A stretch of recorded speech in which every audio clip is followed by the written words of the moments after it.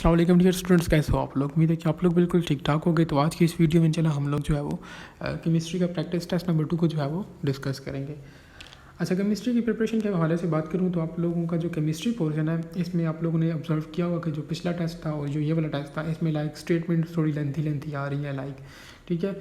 असल में उनका एक मकसद है, मकसद ये है कि असल में जब हम लोग शॉर्ट स्टेटमेंट्स देते हैं आप लोगों को ना, आप लोग उसमें से मैक्सिमम सिर्फ एक पॉइंट सीख सकते हो। लेकिन जब स्टेटमेंट लेंथी होती हैं उस तरह के जो MCQs होते हैं उसमें से आप लोग ज़्यादा पॉइंट सीखते हो, ठीक है। ज़्यादा चीज़ें आप लोगों को जो है वो सीखने को या लाइक आपका कॉन्सेप्ट बनता है, ठीक है। तो इसीलिए जब हम लोग कोशिश करते हैं कि इसमें इस टेस्ट में वो चीज़ ऐड करें जो कि आप लोगों को लाइक लाजमी आनी चाहिए या एक स्टूडेंट को वो लाजमी पता होनी चाहिए, तो हम लोग कोशिश करते हैं कि उस तरह के कॉन्सेप्ट को यहाँ पर छेड़ा जाए, क्योंकि सिंपल चीज़ें तो बंदा खुद भी कर लेता है, ठीक है। लेकिन जो ट्रिकी चीज़ें होती हैं स्पेशली केमिस्ट्री के अंदर आप लोगों का जो टेस्ट में भी जो केमिस्ट्री का पोर्शन होता है वो थोड़ा बहुत टफ होता है एज़ कम्पेयर टू जो आप लोगों के बाकी सब्जेक्ट्स हैं। तो इसलिए केमिस्ट्री का हम लोग भी कोशिश करेंगे थोड़ा लाइक बहुत टफ भी ये नहीं है, लाइक अगर किसी ने स्टडी की हुई है तो वो ईजिली इसको भी कर लेता होगा, और अगर नहीं की भी हुई तो आप लोग इंशाल्लाह ये वीडियो बिल्कुल लास्ट तक जब देखते होंगे तो उसके बाद यकीनन मुझे यकीन है कि आप लोग ज़रूर कुछ ना कुछ सीख के जाते होंगे, ठीक है। अब केमिस्ट्री का पोर्शन जो है वो मैं बात कर रहा था कि टेस्ट के अंदर भी थोड़ा टफ होता है, उसमें भी लेंथी स्टेटमेंट्स होती हैं। लेकिन अगर आप लोगों ने जो है वो उन लेंथी स्टेटमेंट्स को सॉल्व करना सीख लिया, ठीक है, हम लोग आपको उन्हीं की प्रैक्टिस करवा रहे हैं, सीख लिया तो फिर आपके लिए वो जस्ट हलवा होंगी, ठीक है। आप लोग इजीली इनको सॉर्ट आउट कर लोगे। हालांकि स्टेटमेंट्स बहुत लाइक आसान होती हैं। असल में स्टूडेंट्स इस वक्त किसी लेंथी स्टेटमेंट को देखता है तो वो फ़ौरन घबरा जाता है, उसके जहन में यही आता है कि यार ये मुश्किल होगी, मुझसे नहीं होगा, वैसे टाइम वेस्टेज ऑफ टाइम है तो इसको छोड़ो, ठीक है। वो छोड़ तो देता है, लेकिन हालांकि वो स्टेटमेंट्स वो MCQ बहुत आसान होता है, ठीक है, अगर आप लोगों को उनको सॉल्व करना आता हो। तो अपनी वीडियो की तरफ चलते हैं। वीडियो स्टार्ट करने से पहले आप लोगों से एक रिक्वेस्ट होती है कि आप लोगों ने अगर चैनल को सब्सक्राइब नहीं किया हो तो आप लोग काइंडली चैनल को सब्सक्राइब कर लो, क्योंकि ये आप लोगों की तरफ से इनाम होता है और हमारे लिए मोटिवेशन होती है। तो हमारे पास first of all MCQ number 1 में कहता है कि on heating direct conversion of the solid to gas. हम लोगों ने देखो पहले बात की थी कि हमारे पास पहले फॉर एग्जांपल कोई सॉलिड है उसको हम लोग हीट देते हैं, वो लिक्विड में कन्वर्ट होता है, फिर लिक्विड को फर्दर हम लोग हीट करते हैं तो वो आहिस्ता आहिस्ता वेपर्स में या इन द फॉर्म ऑफ या गैस में कन्वर्ट हो जाता है।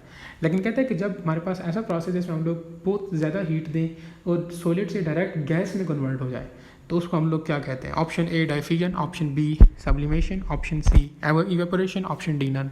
तो आप लोगों के पास जो है वो जिस वक्त कोई चीज़ डायरेक्ट सॉलिड स्टेट से गैस स्टेट में कन्वर्ट होती है तो उसको हम लोग सब्लिमेशन कहते हैं, ठीक है। डाइफ्यूजन क्या है, सिंपल ये गैस की प्रॉपर्टी है कि वो लाइक जहाँ पर कंसनट्रेशन ज़्यादा होती है तो वहाँ से जो है वो लोअर कंसनट्रेशन तक वो लाइक फैलना शुरू कर लेती है। इवेपोरेशन क्या है, सिंपल वाटर वेपर्स बनना, ठीक है, वो सिंपल इवेपोरेशन है। अब यहाँ पर जो है वो उसने direct conversion of solid to gas की बात की थी तो वो हमारे पास सब्लिमेशन होता है, option B is correct. MCQ number 2 में कहता है London dispersion forces are only forces which are present among option A molecules of H2O in liquid state, option B molecules of HCl gas, option C atoms of the helium in gaseous state at higher temperature, option D में कहता है molecules of solid chlorine। तो आप लोगों के पास जो London dispersion forces होती है हमारे पास बेसिकली ये नॉन पोलर उसमें होती है, ठीक है, नॉन पोलर कंपाउंड में या ये लाइक उन चीज़ों में होती है। अब आप लोग अगर क्लोरीन को देखो तो वो नॉन पोलर इन नेचर है, ठीक है। हम लोग बोलेंगे कि London dispersion forces are only forces which are present among the molecules of solid chlorine, option D is correct, क्योंकि वो नॉन पोलर में होती है और क्लोरीन की नॉन पोलर नेचर है, option D is correct. MCQ number 3 में कहता है choose the correct statement. Option A boiling point of the HF is lower than that of H2O, option B boiling point of the HF is higher than that of H2O, option C boiling point of HF is equal to the boiling point of H2O, option D में कहता है boiling point of HF is almost same as H2O। तो आप लोगों के पास ये जो है क्या कहते हैं H ऑफ एंड H2O, ठीक है, हाइड्रोजन फ्लोराइड। तो हमारे पास जो है वो इसका बॉइलिंग पॉइंट जो है वो लोअर होता है H2O से। क्यों? क्योंकि हमारे पास जो वाटर होता है इसमें हमारे पास स्ट्रॉन्ग हाइड्रोजन बॉन्डिंग होती है, ठीक है, उसकी वजह से उसका बॉइलिंग पॉइंट हाई होता है और HF का लोअर होता है। तो हम लोग बोलेंगे कि the boiling point of the HF is lower than that of H2O, ठीक है। रीज़न क्या है, वाटर में हमारे पास स्ट्रॉन्ग हाइड्रोजन बॉन्डिंग होती है, option A is correct. MCQ number 4 में कहते हैं correct order of boiling point of the given liquid. तो देखो हम लोगों ने पहले बात की थी अब पिछले एमसीक्यू में कि हमारे पास जो है वो वाटर का जो बॉइलिंग पॉइंट है वो ज़्यादा होता है। क्यों ज़्यादा होता है? उसमें हाइड्रोजन बॉन्डिंग ज़्यादा होती है। अब आप लोग अगर उसी कॉन्सेप्ट को यूज़ करो तो आप लोग यहाँ से ऑप्शन बी और डी को फ़ौरन एलिमिनेट कर सकते हो।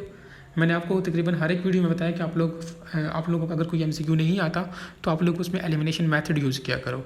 अब देखो ऑप्शन बी और डी को आप लोग एलिमिनेट कर लो, पीछे आप लोग के पास ऑप्शन ए और सी बचते हैं। ठीक है, अगर आप लोग ए और सी को देखो तो तकरीबन ये दोनों ऑप्शन सेम है। ठीक है, अगर आप लोगों में से किसी ने भी ए लगाया या सी लगाया तो ये दोनों ऑप्शन करेक्ट है क्योंकि सीक्वेंस सेम है। H2O का हमारे पास बॉइलिंग पॉइंट ज़्यादा है HF से, और इनका हमारे पास बॉइलिंग पॉइंट ज़्यादा है HCl से, और HCl का हमारे पास बॉइलिंग पॉइंट ज़्यादा है NH3 से।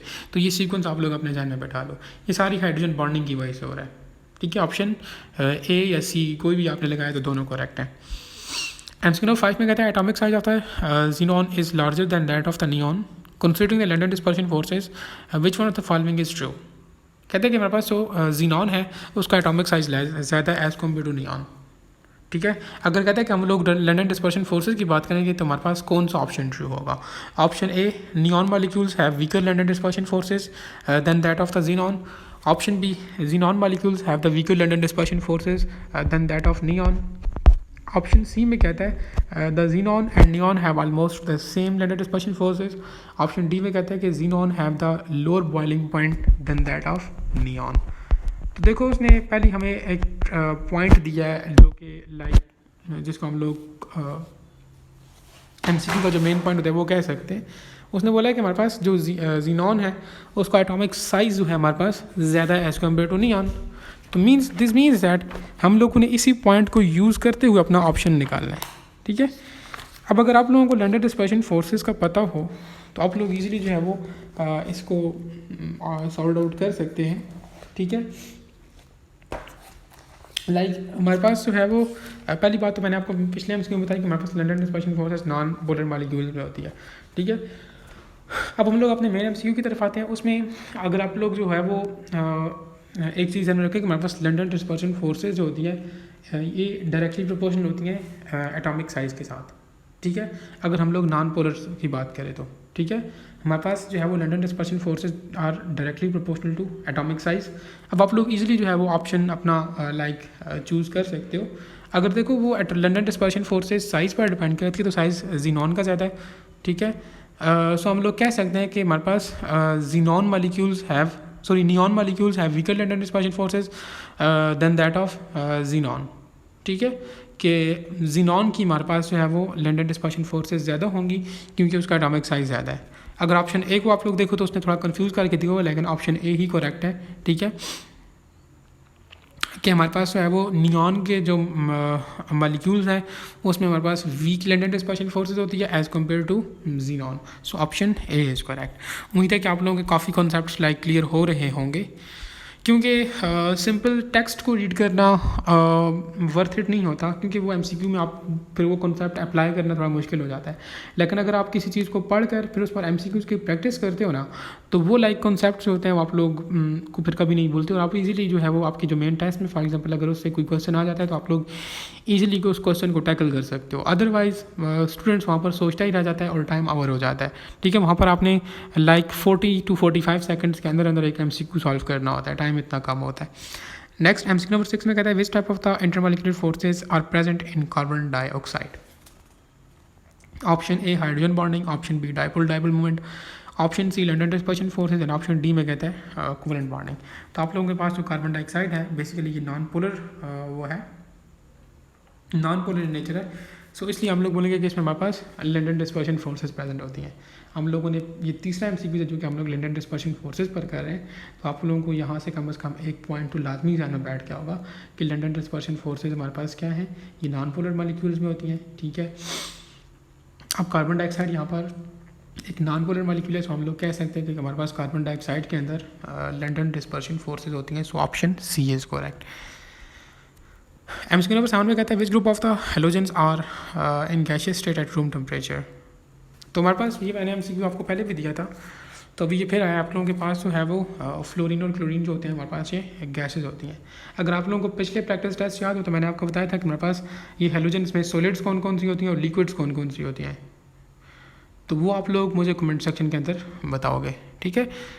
एमसीक्यू नंबर 8 में कहता है कि how two liquids such as a pure ethanoic acid or acetic acid can be checked in the best way to test its purity। कहते हैं कि दो लिक्विड्स हैं, हम लोग इनको किस तरह चेक करें कि इनकी प्योरिटी को हम लोग जो है वो एक बेस्ट तरीके से जो है वो चेक कर सकें। कौन सा मेथड यूज़ करें? ऑप्शन ए में कहते हैं by measuring its boiling point, option B में कहते हैं react it with ethanol, option C में कहते हैं burn it completely in oxygen, option D dehydrate it with the concentrated sulphuric acid H2SO4। तो आप लोगों के पास जो है वो अगर इसमें हम लोग बात करें तो सिंपल आप लोग बोलोगे कि हम उसको मेजर करेंगे उसका बॉइलिंग पॉइंट, ठीक है।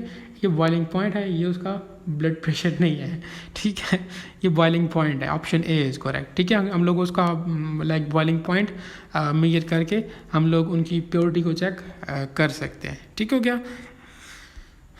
एमसीक्यू नंबर 9 में कहता है why acetone and chloroform are soluble in each other. Option A में कहता है due to London dispersion forces of carbon atoms, option B में कहता है due to special type of the hydrogen bonding in is present, option C due to the presence of the ion dipole forces, option D no force of attraction is present, it's just make a mixture.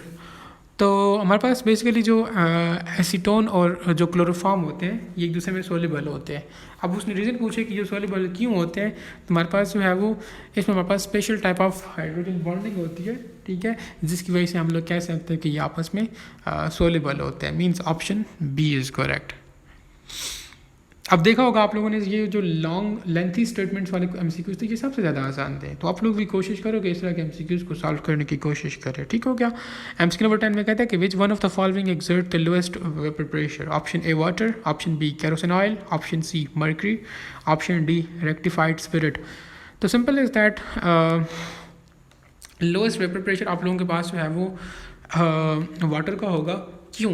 क्योंकि हमारे पास हमारे पास जो vapour pressure होता है इसका intermolecular forces के साथ इनवर्स रिलेशन होता है। ये पॉइंट आप लोग अपने पास लिख लो, ठीक है। जितने ज़्यादा हमारे पास स्ट्रॉन्ग इंटरमॉलिक्यूलर फोर्सेस होंगी उतना कम हमारे पास उसका बॉइलिंग पॉइंट होगा, सॉरी वेपर प्रेशर होगा, वेपर प्रेशर की बात कर रहे हैं, ठीक है। अब हमारे पास वाटर में हमें पता है कि स्ट्रॉन्ग हाइड्रोजन बॉन्डिंग होती है, ठीक है। दिस मीन्स दैट हमारे पास स्ट्रॉन्ग इंटरमॉलिक्यूलर फोर्सेस हैं।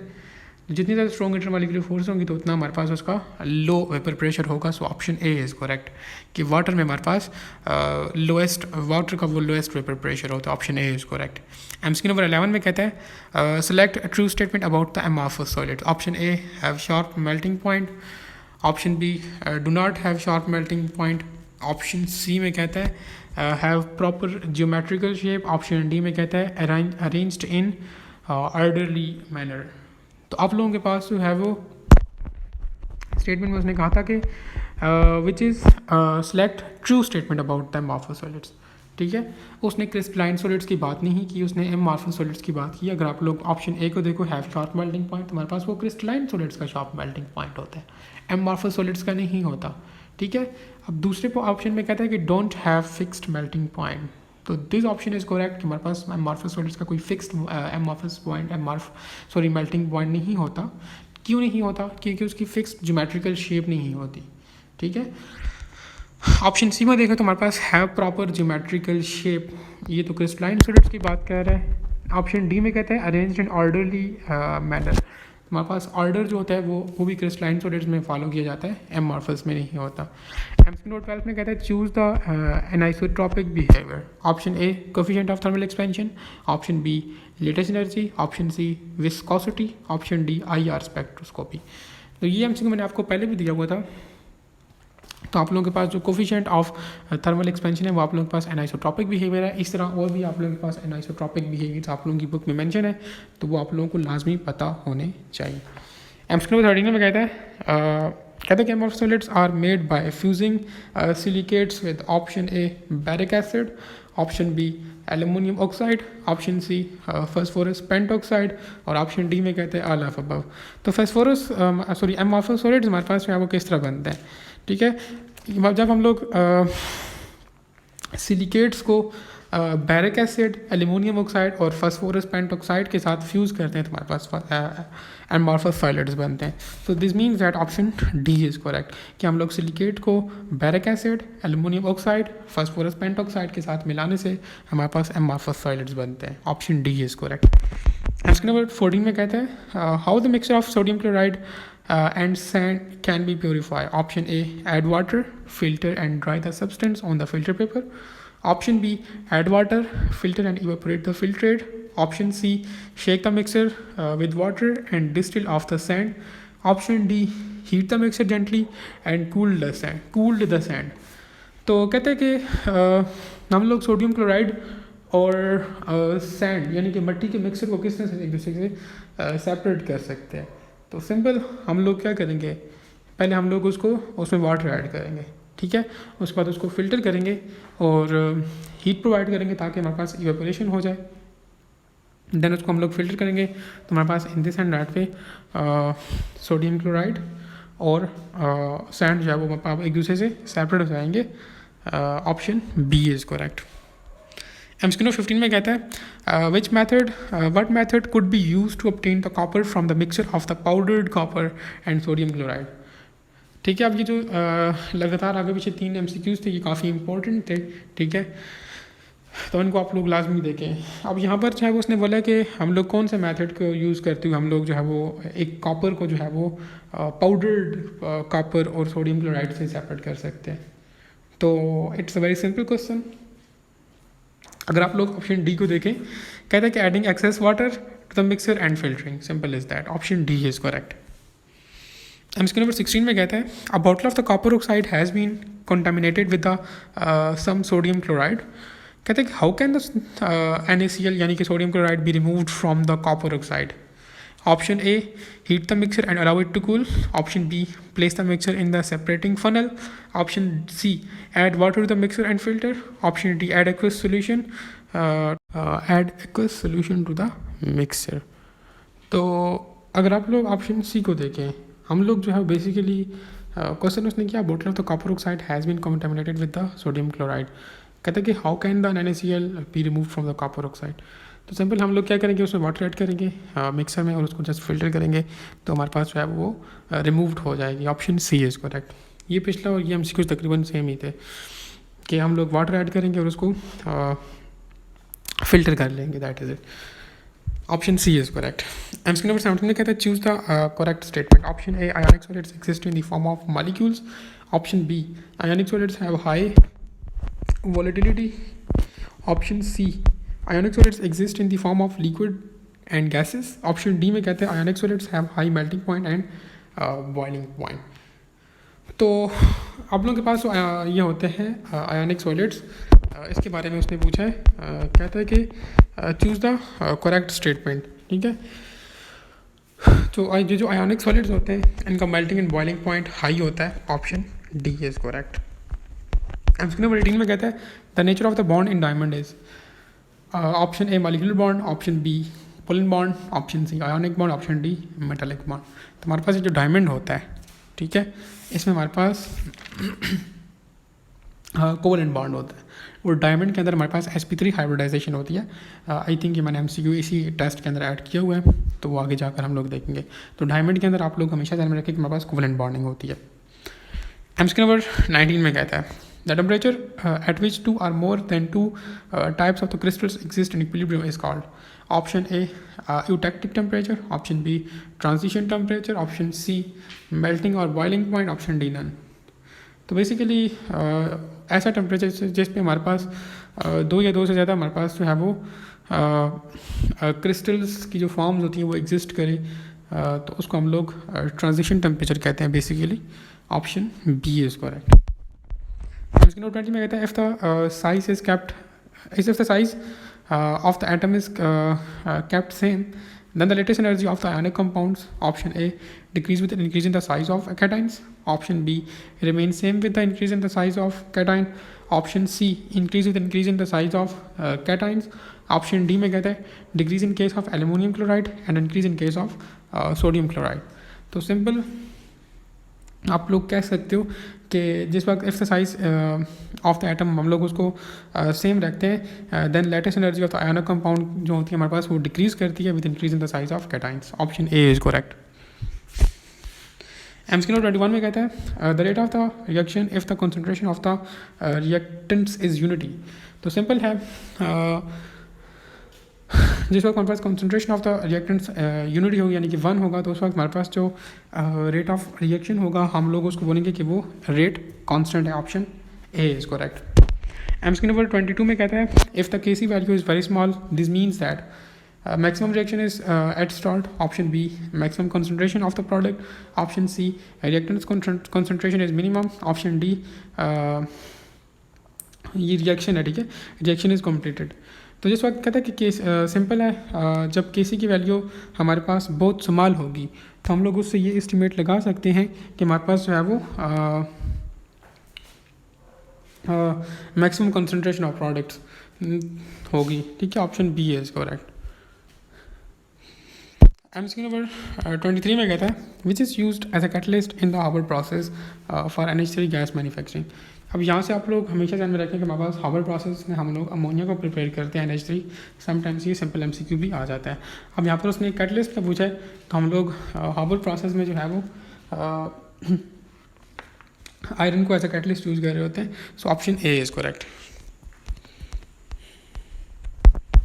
नेक्स्ट आप लोग के पास एमसीक्यू 24 कहते हैं कि all of the followings are not buffer solutions except. Option A urine, option B blood, option C glue और ऑप्शन डी में कहता है कॉपर CuSO4, ठीक है, कॉपर सल्फेट सॉल्यूशन। तो हमारे पास जो है वो अगर आप ब्लड को देखें तो इसमें हमारे पास बफर एक्शन होता है, ठीक है, यूरिन और ये ग्लू वगैरह इनमें नहीं होता। So option B is correct. Blood हमारे पास बफर की एग्जाम्पल है। अच्छा, option B is correct. MCQ 25 में कहता है to make the buffer solution of the higher pH than 7 is to be made we use. तो सिंपल आप लोग हमेशा अपने ध्यान में रखो कि उस वक्त हम लोग जो है वो जिस वक्त हम लोगों ने for example pH higher than, मतलब कि अगर हम लोगों ने बेसिक बफर बनाना हो, pH हायर देन 7 वाला बेसिक होगा, ठीक है, तो उस वक्त हम लोग क्या करेंगे, वीक एसिड और उसके साल्ट को लेंगे विथ स्ट्रॉन्ग बेस। तो हमारे पास बेसिक बफर बनेगा, यानी कि वो बफर बनेगा जिसकी pH हमारे पास 7 से ज़्यादा होगी। Option D is correct. MCQ number 26 में कहते हैं by which one of the following factor the equilibrium state is attained earlier. Option A temperature, option B pressure, option C concentration, option D catalyst. तो simple हम लोग जो है वो catalyst को यूज़ करते हुए हम लोग इक्विलिब्रियम स्टेट को पहले इजीली या अर्लियर अटेंड कर सकते हैं। Option D is correct. MCQ number 27 में कहता है optimum conditions for the synthesis of ammonia. तो सिंपल है, आप लोग जब हापर प्रोसेस से अमोनिया को जो है वो प्रिपेयर करते हो तो आप लोगों के पास जो है वो उसके लिए 450 सेंटीग्रेड टेम्परेचर रिक्वायर्ड होता है और 200 to 500 ATM प्रेशर आपको रिक्वायर्ड होता है। Option A is correct. MCQ number 28 में कहता है forces controlling the reactions are proportional to the product of the active masses, यानी कि कॉन्सेंट्रेशंस की बात कर रहे हैं of the chemicals. The above statement is of option A Raoult's law, option B Le Chatelier principle, option C law of conservation of energy, option D none. तो basically हमारे पास ये जो स्टेटमेंट है ये लॉ ऑफ मैस एक्शन की statement है, ठीक है। So option D is correct. MCQ number 29 में कहता है common salt is purified by the common ion effect by passing the HCl gas through the saturated solution of NaCl in water। कहते हैं कि why the ordinary crystallization process from the saturated solution is not recommended। option A common salt solubility remains constant, option B common salt is less solution in water, option C common salt solubility in water increases with increase in the temperature, option D common salt solubility decreases with increase in the temperature। तो statement आप लोग दोबारा पढ़ लो। कहता है कि common salt is purified by the common ions effect by passing the HCl gas through the saturated solution of sodium chloride in water. कहते हैं कि why the ordinary crystallization process from the saturated solution is not recommended, क्योंकि हमारे पास जो common salt होता है उसकी सोलिबिलिटी जो है वो कॉन्स्टेंट रहती है। So that's why option A is correct. MCQ 30 में कहता है a solution having pH is equal to 0। Option A strongly basic, option B आप लोगों के पास है strongly acidic, sorry weakly basic, option C neutral, option D strongly acidic. तो आप लोगों के पास अगर pH वैल्यू 0 होगी तो वो स्ट्रॉन्ग एसिड होगा, अगर pH वैल्यू आपके पास 7 के नज़दीक हुई और 7 से कम हुई, ठीक है, तो हमारे पास वीक एसिड होगा। अगर बिल्कुल 7 हुई तो वो न्यूट्रल होगा, और अगर 7 से थोड़ा ऊपर हुई तो फिर वो होगा स्ट्रॉन्ग बेस, ठीक है, और अगर वीक बेस होगा। लेकिन अगर pH उसकी वैल्यू 10 से ऊपर जाती है या इस तरह, तो वो स्ट्रॉन्ग बेस होगा।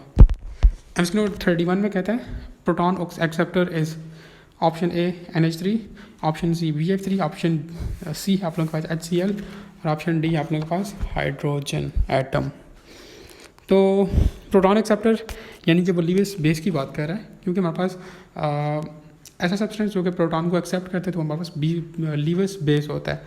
अगर आप लोग NH3 को देखें तो NH3 is a Lewis base, so option A is correct, ठीक है, क्योंकि हमारे पास ये प्रोटॉन एक्सेप्टर भी है और इसको हम लोग इसलिए बेस भी कहते हैं। Option A is correct. MCQ 32 में कहता है which of the following acid has strongest conjugate base. तो आप लोग एक पॉइंट अपने जहन में रखें कि हमारे पास जो वीक एसिड होता है, ठीक है, उसका स्ट्रॉन्ग कंजुगेट बेस होगा, ठीक है, और आप लोगों के पास जो स्ट्रॉन्ग एसिड होता है उसका वीक कंजुगेट बेस होता है। ये 2 पॉइंट्स आप लोग अपने पास लिख के रख लें। दोबारा बताता हूँ कि हमारे पास जो वीक एसिड होता है उसका स्ट्रॉन्ग कंजुगेट बेस होगा, और जो आप लोगों के पास स्ट्रॉन्ग एसिड होगा उसका वीक कंजुगेट बेस होगा, ठीक है। अब यहाँ पर उसने बोला कि which one of the following acid has strongest conjugate base. अब स्ट्रॉन्गेस्ट कंजुगेट बेस का उसने पूछा है, यानी कि स्ट्रॉन्गेस्ट कंजुगेट बेस हमारे पास किसका होता है, वीक एसिड का होता है ना। अब यहाँ से हम लोगों ने वीक एसिड को तलाश करना है, ठीक है। तो आप लोग अगर जो है वो CH3COOH को देखो तो हमारे पास it is the weak acid, ठीक है। सो दैट्स वाई हम लोग बोलेंगे कि इसका हमारे पास स्ट्रॉन्ग कंजुगेट बेस होगा, सो ऑप्शन ए इज़ करेक्ट, ठीक है। HCl H2SO4 ये हमारे पास जो दूसरा ये स्ट्रॉन्ग एसिड्स हैं, ठीक है, so option A is correct. MCQ number 33 में कहता है which aqua solution of which one of the following compound maintain its pH। तो सिंपल इज दैट आप लोगों को अगर बफर सोल्यूशन याद हो, ठीक है, हमारे पास वो सोल्यूशन जो हमारे पास क्या करता है मेंटेन करता है pH को, तो उसको हम लोग बफर सोल्यूशन कहते हैं, ठीक हो गया, नंबर 1। अब हमारे पास बफर सोल्यूशन 2 तरह के होते हैं, ठीक है, कुछ एसिडिक बफर्स होते हैं, कुछ बेसिक बफर्स होते हैं, ठीक हो गया। अब what is acidic buffer and what is basic buffer. तो आप लोगों के पास जब वीक एसिड होता है उसमें हम लोग उसका salt, weak acid plus it's salt with its strong base, आप लोग अपने पास लिख लो, या बल्कि बुक पे लिखा हुआ है कि weak acid plus it's salt with strong base, तो हमारे पास वो एसिडिक बफर होगा। और एसिडिक बफर के केस में हमारे पास क्या होता है, हमारे पास जो pH होती है वो लेस देन 7 होती है, ठीक है। अब बेसिक बफर क्या है, बेसिक बफर हमारे पास इसमें वीक बेस होता है, उसका साल्ट होता है विद इट्स स्ट्रॉन्ग एसिड, तो उसको हम लोग क्या कहते हैं, बेसिक बफर, ठीक है। एसिडिक बफर में हमारे पास स्ट्रॉन्ग बेस होगा, लेकिन बेसिक में हमारे पास स्ट्रॉन्ग एसिड होगा, उल्टा है, ठीक है। आप लोग इसको बस किसी भी तरह याद कर लो। अब एसिडिक बफर की जो आप लोगों के पास बुक में एग्जांपल थी वो थी हमारे पास CH3COOH प्लस CH3COONA, और आप लोगों के पास जो बेसिक बफर था बुक में एग्जांपल थी NH4OH प्लस NH4Cl। अब यहाँ पर उसने बोला है कि हमारे पास which one of the following compound maintain its pH। तो जो हमारे पास बफर होगा, ठीक है, या तो अगर कोई एसिडिक बफर है या बेसिक बफर, ये दोनों pH को मेंटेन करते हैं। अब हम लोगों ने वो चीज़ ढूंढनी है, ठीक हो गया। अब अगर आप लोग जो है वो इसमें ऑप्शन सी को देखो तो ये अभी हम लोगों ने एग्जांपल दिया है, ठीक है, ये हमारे पास इसको मेंटेन करेगा। बाकी ऑप्शन आप लोग हो तो उनको चेक कर लो कि वो क्यों नहीं है। Option C is correct. MCQ number 34 कहते हैं कि for reversible reaction to reach an equilibrium rate equilibrium state the reaction set to be carried out in option A glass vessel, option B iron vessel, option C open vessel, option D में कहता है closed vessel. Simple is that आप लोगों की book की statements हैं, आप लोग उसको क्लोज्ड वेसल में जो है वो कंडक्ट करेंगे। Option D is correct. MCQ number 35 में कहते हैं smaller the value of pKa। Option A weaker the base, option B stronger the base, option C stronger the acid, option D none of this. तो आप लोग हमेशा अपने ध्यान में रखो कि हमारे पास जितनी ज़्यादा pKa वैल्यू स्मॉल होगी तो हमारे पास उतना स्ट्रॉन्ग एसिड होगा, ठीक है। जितनी pKa की वैल्यू स्मॉल होगी तो एसिड उतना स्ट्रॉन्ग होगा एंड वाइस वर्सा। आप लोग बाकी रिलेशंस बुक से देखो। एमसीक्यू नंबर 36 में कहता है the value of the ionic product KW is 0.64 into 10⁻14 at 18 degree and 1 into 10 की power -14 at 25 degree. From this may be derived that option A endothermic process, option B exothermic process, option C vaporization process, option D कहता है change of H2O to H2 and O2. अब यहाँ पर देखो यार, अगर आप लोग ये पहली वैल्यू को देखो KW की 6.04 मल्टीप्लाई 10 की पावर -24, 10 की पावर्स दोनों में सेम है, ठीक है, चाहे टेम्परेचर 18 डिग्री हो या 25 हो। लेकिन आप लोग दूसरी वैल्यू को देखो, ये मल्टीप्लाई 10 की पावर से पहले वाली जो वैल्यू है, पहली वैल्यू में हमारे पास 0.64 है और दूसरी में 1 है। दिस मीन्स दैट जब हमारे पास टेम्परेचर 18 था तो हमारे पास वैल्यू क्या थी KW की 0.64 थी। जब हम लोगों ने टेम्परेचर को इंक्रीज़ किया 25 तक लेकर आए, रूम टेम्परेचर तक लेकर आए, तो हमारे पास KW की वैल्यू 1 होगी। दिस मीन्स दैट इंक्रीज़ करने से, उसकी टेम्परेचर को इंक्रीज़ करने से उसकी KW वैल्यू भी जो है वो इंक्रीज़ हुई है। This means that it is a endothermic process, यानी कि इसको हीट चाहिए, ठीक है। So option A is correct. MCQ number 37 में कहता है विच one of the following acid has the highest pH value. तो आप लोग हमेशा ध्यान में रखें कि हमारे पास pH, हमारे पास it is inversely proportional to acidity. pH value जितनी ज़्यादा होगी तो हमारे पास, pH वैल्यू जितनी कम होगी तो हमारे पास वो ज़्यादा एसिडिक होगा। अब उसने बोला कि which one of the following acid has highest pH value. अब pH वैल्यू किसकी ज़्यादा होगी? जिसकी एसिडिटी कम होगी, जो बेसिक होगा, ठीक है। तो हमारे पास अगर आप लोग ऑप्शन सी को देखो, ऑप्शन ए और बी तो आप लोगों के पास एसिड्स है, ऑप्शन सी आप लोगों के पास ये हम लोग इसको कह सकते हैं ये वीक बेस है या क्या है, ठीक है। So option C is correct कि इसकी हमारे पास जो है वो pH वैल्यू हाईएस्ट है, यानी कि थोड़ा बेसिक नेचर का है। Option C is correct in MCQ number 37। MCQ number 38 में कहता है an acid is a substance which accept option A electron pair, option B proton, option C proton pair, option D electron. Simple definition है। मकसद क्या है इस question को देने का? समटाइम्स स्मॉल डेफिनेशंस भी आती हैं, आप लोग इन पर भी फोकस किया करो। अब यहाँ पर उसने एमसीक्यू में पूछा है acid is a substance which accept. अब मैं आपको यहाँ से कुछ चीज़ें बताऊँगा, ठीक है। आप लोग अपने पास पेन और एक पेज लेके ले लें। आप लोग टेबल ड्रा करोगे एसिड और बेस का, ठीक है। एसिड पहला पॉइंट लिखें, एसिड हमारे पास जो है वो जिस वक्त हम लोग इसको वाटर में डालते हैं तो हमारे पास ये H आइंस रिलीज़ करता है। नंबर 1 आपसे क्वेश्चन कर सकता है कि which one of the following release as positive ions when it is added to the water. Option A acid, option B base, option C both, option D none. तो वो acid होता है। जब हम लोग किसी सब्सटेंस को वाटर में ऐड करते हैं और वो OH आइंस देता है तो दिस मीन्स दैट वो बेस है। आप लोग लिखो कि बेस क्या करता है, it release OH when it is added to water. Acid के केस में दूसरा पॉइंट लिखो कि it donate H positive ions. और हमारे पास जो बेस क्या करता है, ये एक्सेप्ट करता है हमारे पास H पॉजिटिव आइंस को। एसिड डोनेट करता है और बेस एक्सेप्ट करता है। तीसरा पॉइंट लिखो कि acid accept the pair of electrons और बेस क्या करता है, डोनेट करता है पेयर ऑफ इलेक्ट्रॉन्स को। अब यहाँ पर देखो उसने एसिड का पूछा है कि हमारे पास इसने बोला है it is a substance which accept, ठीक है, एक्सेप्ट पेयर ऑफ इलेक्ट्रॉन। अभी ये हम लोगों ने ये पॉइंट लिखा है तो आप लोग देख सकते हो option A is correct, acid is a substance which accept the electron pair, ठीक है। तो ये मैं यही पॉइंट बता रहा हूँ कि ये यहाँ से आया हुआ MCQ कि acid is a substance which accept pair of electrons और बेस हमारे पास क्या कहते हैं, डोनेट करता है पेयर ऑफ इलेक्ट्रॉन्स को। देखो आप लोगों से यहाँ से सिंपल MCQs आ जाते हैं, ठीक है। तो आप लोग कोशिश करो कि इन पॉइंट्स को सीखो। अगर यहाँ से MCQ होता है तो आप लोगों की कम से कम ये इतना हो कि आप लोग कम से कम ये पॉइंट्स गलत ना करो, ठीक है। इनको आप लोग अपने पास लिख लो। नेक्स्ट जो मोस्ट इंपॉर्टेंट है, आपसे क्वेश्चन कर सकते हैं कि which one of the following turns blue litmus to red. आप लोग हमेशा ध्यान में रखो कि हमारे पास जो एसिड होता है ना, वो ब्लू लिटमस पेपर को रेड लिटमस पेपर पे कन्वर्ट कर देता है, उसके कलर को रेड कर देता है, ठीक है। और जो बेस होता है ना, वो रेड को ब्लू में कन्वर्ट करता है, ठीक है। आप लोग पता है इसको किस तरह याद रखो। अब देखो रेड कलर हमारे पास ये डेंजरस कलर होता है, लाइक ये साइन ऑफ डेंजर होता है, ठीक है। कलर ऑफ डेंजर को शो करता है, उसे डेंजर को शो करता है। तो देखो एसिड ये डेंजरस होता है, तो आप लोग इस तरह से जो है वो इसको याद कर सकते हो कि हमारे पास ये ब्लू को रेड करता है और बेस क्या करता है, रेड को ब्लू करता है। ठीक है, नेक्स्ट पॉइंट लिखो कि हमारे पास जो एसिड होता है इसका सोर टेस्ट होता है SOUR, और जो बेस होता है इसका बिटर टेस्ट होता है। बी से बेस, बी से बिटर, आप लोग इसको इस तरह याद कर सकते हो। नेक्स्ट पॉइंट लिखो कि हमारे पास जो एसिड होता है उसकी pH लेस दैन 7 होती है और बेस की pH ग्रेटर दैन 7 होती है। अगर हमारे पास pH 7 हो, आपसे क्वेश्चन कर सकते हैं कि ऐसा सब्सटेंस जिसकी pH 7 हो तो वो कौन सा सब्सटेंस होगा, तो वो क्या होगा, एसिड होगा, बेस होगा, क्या होगा, तो हमारे पास वो न्यूट्रल होगा।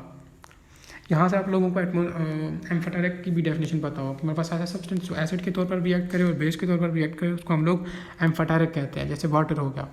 तो ये कुछ पॉइंट्स थे जो कि आप लोगों ने लाजमी याद करने हैं। एसिड और बेस के हवाले से समटाइम्स आ जाते हैं। MCQ नंबर 39 में कहता है विच one of the following is the strongest acid. Option A HClO4, option B HClO3, option C HClO2, option D में कहता है HClO। सिंपल है, जितने तक ऑक्सीजन एटम्स होंगे हमारे पास, ठीक है। एसिड की डेफिनेशन आपको पता है, उसके अकॉर्डिंगली आप लोग इसको ईजिली जो है वो सॉर्ट आउट कर सकते होंगे। ऑप्शन A इज़ करेक्ट कि हमारे पास HClO4 हमारे पास ये स्ट्रॉन्गेस्ट एसिड है। MCQ नंबर 14 में कहता है hybridization in diamond is. Option A SP, SP2, SP3 none. तो ये अभी मैंने पिछले MCQ में बताया था, जहाँ पर हम लोगों ने डायमंड की बात की थी कि उसमें कौन सी बॉन्डिंग होती है। मैंने वहाँ पे आपसे कहा था कि हमारे पास डायमंड में पहली बात तो ये कि कोवेलेंट बॉन्डिंग होती है, दूसरी बात मैंने आपको वहाँ पर ही बताई थी कि इसमें हमारे पास SP3 हाइब्रिडाइजेशन होती है। So option C is correct. ये था आप लोगों के पास केमिस्ट्री का टेस्ट नंबर 2। ठीक है, उम्मीद है कि आप लोगों ने काफ़ी कुछ सीखा होगा।